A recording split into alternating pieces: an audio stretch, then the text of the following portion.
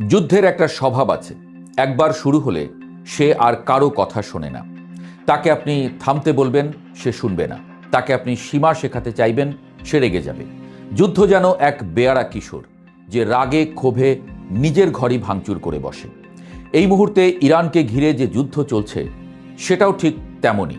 কেউ আর কাউকে মানছে না, কেউ আর হিসাব রাখছে না, কোথায় শেষ কোথায় শুরু। এদিকে বিশ্ব তাকিয়ে আছে যুদ্ধ থামার অপেক্ষায়, কারণ এই যুদ্ধ দুনিয়ার বুকে জগদ্দল পাথরের মতো চেপে বসেছে।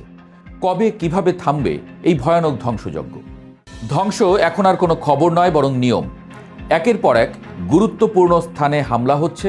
হাসপাতাল, বিশ্ববিদ্যালয়, তেলের খনি, যে জায়গাগুলোতে জীবন বাঁচে, জ্ঞান জন্ম নেয়, অর্থনীতি দাঁড়িয়ে থাকে, সেগুলোই এখন নিশানা। যুদ্ধ যেন বলছে, তোমাদের সভ্যতা সেটা আমি মানি না। আর এখন সেই ধ্বংসের রেখা এসে ঠেকেছে সেতুতে। যে সেতু মানুষকে এক প্রান্ত থেকে আর এক প্রান্তে নিয়ে যায়, সেই সেতুই ভেঙে দিয়ে যুদ্ধ যেন বলছে সংযোগ সেটাও থাকবে না। এই যুদ্ধের সবচেয়ে অদ্ভুত দিক হলো, এখানে কেউ পিছু হটতে রাজি নয়। ইরান নিজের জায়গায় অটল, ইসরায়েল নিজের আঘাত থামাচ্ছে না। আর আমেরিকা, বিশেষ করে ডোনাল্ড ট্রাম্প, তিনি যেন পুরো খেলাটাকে এক অন্য স্তরে নিয়ে গেছেন। ছেলেবেলার একটা দৃশ্য মনে পড়ে। বন্ধুদের সঙ্গে খেলতে গিয়ে ঝগড়া লাগলে শেষে যখন আর জেতা যায় না, তখন কেউ কেউ হঠাৎ মুখ বাঁকিয়ে একটা ভেঙচি কেটে চলে যেত, যেন বলছে আমি হারিনি, আমি নিজেই যাচ্ছি। ট্রাম্পের সাম্প্রতিক আচরণটা ঠিক তেমনই। কূটনীতি যখন তাকে সুবিধা দিতে পারছে না, আলোচনা যখন তার শর্তে হচ্ছে না, তখন তিনি যেন রাগে ক্ষোভে পুরো বোর্ডটাই উল্টে দিতে চাইছেন। ইস্টার সানডে খ্রিস্টানদের সবচেয়ে পবিত্র দিনগুলোর একটি। এই দিনে সাধারণত মানুষ প্রার্থনা করে, ক্ষমা চায়, শান্তির কথা বলে। কিন্তু সেই দিনেই ট্রাম্প এমন ভাষায় পোস্ট করলেন, যা শুধু অশালীনই নয়, বরং বিপজ্জনক। তিনি সরাসরি হুমকি দিলেন, ইরানের বিদ্যুৎ কেন্দ্র, সেতু সব ধ্বংস করে দেওয়া হবে।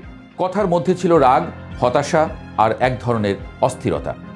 এই অস্থিরতা নতুন নয়, কিন্তু এবার সেটা যেন আরও নগ্নভাবে সামনে এসেছে। যুদ্ধের ময়দানে এর প্রতিফলনও স্পষ্ট। ইরানের ভেতরে হামলার মাত্রা বেড়েই চলেছে। তেহরানের শরীফ প্রযুক্তি বিশ্ববিদ্যালয়, যেখানে ভবিষ্যতের বিজ্ঞানীরা পড়াশোনা করে, সেখানেও হামলা হয়েছে। গ্যাস স্টেশন, আইটি সেন্টার, এমনকি মসজিদও রেহাই পায়নি। হাসপাতালগুলোতে হামলা হয়েছে, যেখানে মানুষ জীবন বাঁচানোর জন্য ছুটে আসে, সেখানে এখন মৃত্যু অপেক্ষা করে। সংখ্যাটা ভয়াবহ। ইতোমধ্যেই প্রায় 8,000 মানুষের প্রাণ গেছে। কিন্তু এই সংখ্যা শুধু একটা সংখ্যা নয়, এর পেছনে আছে হাজার হাজার গল্প। কারো বাবা নেই, কারো সন্তান নেই, কারো ঘর নেই। যুদ্ধ এই গল্পগুলো শোনে না, সে শুধু এগিয়ে চলে। অন্যদিকে ইসরায়েলও থেমে নেই। তেল আবিব, জেরুজালেম, এলিয়াত, সব জায়গায় বিস্ফোরণের শব্দ। আকাশে ক্ষেপণাস্ত্র, ড্রোন, মনে হয় যেন পুরো আকাশটাই যুদ্ধক্ষেত্র হয়ে গেছে। ইরান, লেবানন, ইয়েমেন সমন্বিত হামলার খবর আসছে। যুদ্ধ এখন আর দুই দেশের মধ্যে নেই, এটা ছড়িয়ে পড়ছে, বড় হচ্ছে, জটিল হচ্ছে। এই জটিলতার মধ্যেই একটা ঘটনা বিশেষভাবে গুরুত্বপূর্ণ। ইরানের দুর্গম পাহাড়ি এলাকা থেকে এক মার্কিন পাইলটকে নাটকীয়ভাবে উদ্ধার করা হয়েছে।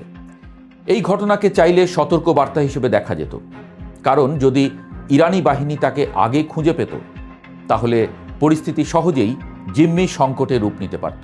ইতিহাসে এমন ঘটনা আছে যা এক একটা সরকারের পতন পর্যন্ত ডেকে এনেছে। কিন্তু ট্রাম্প এই ঘটনাকে সতর্কতা হিসেবে দেখলেন না, বরং মনে হলো তিনি আরও সাহসী, যা বলা ভালো আরও বেপরোয়া। তিনি হয়তো মনে করেন চাপ বাড়ালে ইরান শেষ পর্যন্ত নতি স্বীকার করবে। হয়তো ইতিহাসের কিছু উদাহরণ তাকে এই বিশ্বাস দিয়েছে। কিন্তু সমস্যা হলো, এই যুদ্ধটা শুধু শক্তির লড়াই নয়, এটা ধৈর্যেরও লড়াই। ইরান জানেও তাদের জিততে হবে না, শুধু টিকে থাকতে হবে। আর যুদ্ধ যত দীর্ঘ হয়, ঝুঁকিও তত বাড়ে। এই ঝুঁকির একটা বড় অংশ জড়িয়ে আছে হরমুজ প্রণালীর সঙ্গে। বিশ্বের একটি গুরুত্বপূর্ণ তেল পরিবহন পথ। ইরান বুঝে গেছে এটা তাদের সবচেয়ে বড় অস্ত্র, আর ট্রাম্প এটাকে খুলে দিতে চান যে কোনো মূল্যে। কিন্তু প্রশ্ন হলো, খুলে দিলেই কি শেষ? সেটাকে খোলা রাখার জন্য যে দীর্ঘমেয়াদী উপস্থিতি দরকার, সেটার জন্য কি তিনি প্রস্তুত? ইউরোপীয় দেশগুলো ইতোমধ্যেই ক্ষুব্ধ। তারা বলছে তাদের সঙ্গে আলোচনা না করেই যুদ্ধ শুরু করা হয়েছে, অথচ এখন তাদের সহযোগিতা চাওয়া হচ্ছে। এমনকি প্যারিসে যে বৈঠক হলো, সেখানে যুক্তরাষ্ট্রকে আমন্ত্রণই জানানো হয়নি। এটা কূটনৈতিক ভাষায় এক ধরনের বার্তা, আমরা তোমার এই পাগলামোর খেলায় নেই। এমনকি চীনও খুব আগ্রহ দেখাচ্ছে না, যদিও এই পথ দিয়েই তাদের বিপুল তেল আসে। অর্থাৎ ট্রাম্প যে আন্তর্জাতিক জোটের কথা ভাবছেন সেটা বাস্তবে তত সহজ নয়। এর মধ্যে আবার নতুন নতুন হুমকি, তেল দখল করা হবে, দ্বীপ দখল করা হবে, পারমাণবিক স্থাপনা থেকে ইউরেনিয়াম জব্দ করা হবে। কথাগুলো শুনতে যত সহজ, বাস্তবে ততটাই কঠিন। কারণ শত্রুর ভূখণ্ডে যুদ্ধ মানেই অনিশ্চয়তা, যন্ত্রপাতি বিকল হতে পারে, বিমান ভূপাতিত হতে পারে, সৈন্য নিহত হতে পারে।